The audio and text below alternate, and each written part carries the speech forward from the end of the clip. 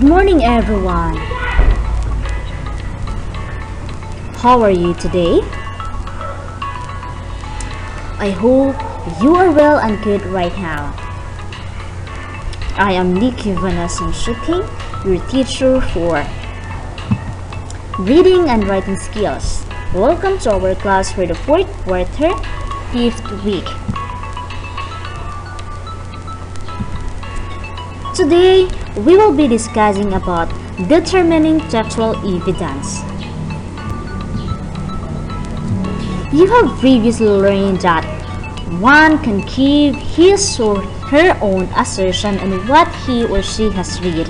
Such assertion can be based on fact, convention, opinion, or preference, and this assertion lead to formulating claims.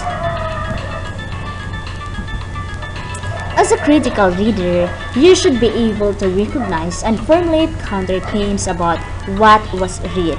Counterclaims refers to claims that refute previous claims in your own readings. It is necessary to locate evidence provided by the text to prove one's counterclaim.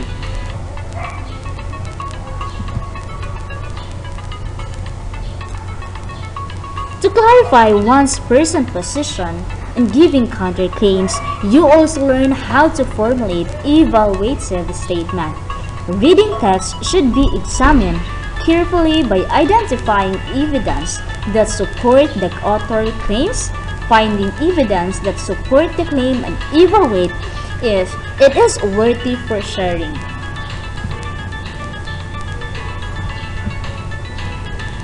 After learning these skills in formulating evaluative statement, you must learn to determine textual evidence to validate assertion and counterclaims made about a text read.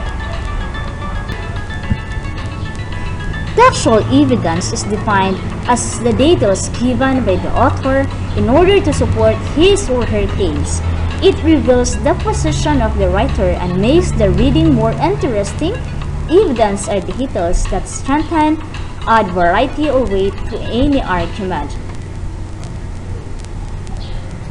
Let's take this paragraph as a simple essay about the poem. Harlem by Lanston Hughes gives me the feeling or mood of anger and depression. It feels like the idea of deferring dreams is hurtful and maybe even causes, so one becomes resentful before eventually being overcome by anger. I know this because the poem used the words "poster like a sword," which gives me a feeling of pain, further describing deferred dream as if they stink like rotten meat is an unpleasant image by giving the feeling of resentment. Finally, when the poem ends with "or does it explode," makes me think of a person who boils over in anger.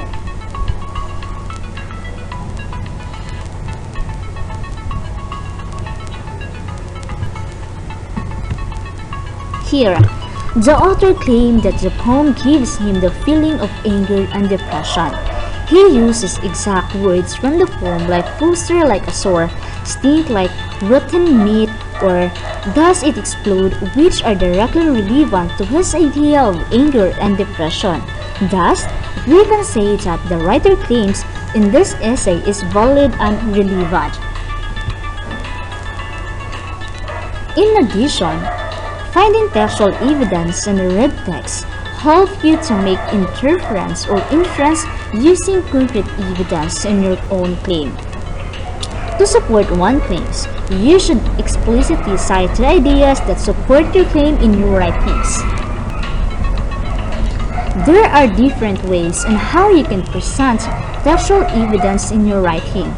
It can be through paraphrasing or presenting a text in your own words, through summarizing or stating in a shorter way the text and other relevant details to support the idea, through referencing or mentioning the specific section is the text in the text, and through quoting and directly restating a part of the text. Ways of presentation. paraphrasing. Example of claim with textual evidence. In the poem Heroine, the author claimed that the person may feel disappointed with dream deferred to he questioned the reader's feeling about withholding dreams. What happens to a dream deferred? Summarizing. Example of claim with textual evidence. This movie, Seven Sundays, 2017, is a heartwarming story and shows the importance of family in our lives. The movie tells about Bonifacio's siblings who were reunited before of their father who was mistakenly diagnosed with cancer. It presented the different struggles of their lives and how they were able to overcome them. Referencing. Example of claim fact with textual evidence. The Department of Education ensures the delivery of quality education and safety of the learners in the opening class for this school year amidst COVID-19.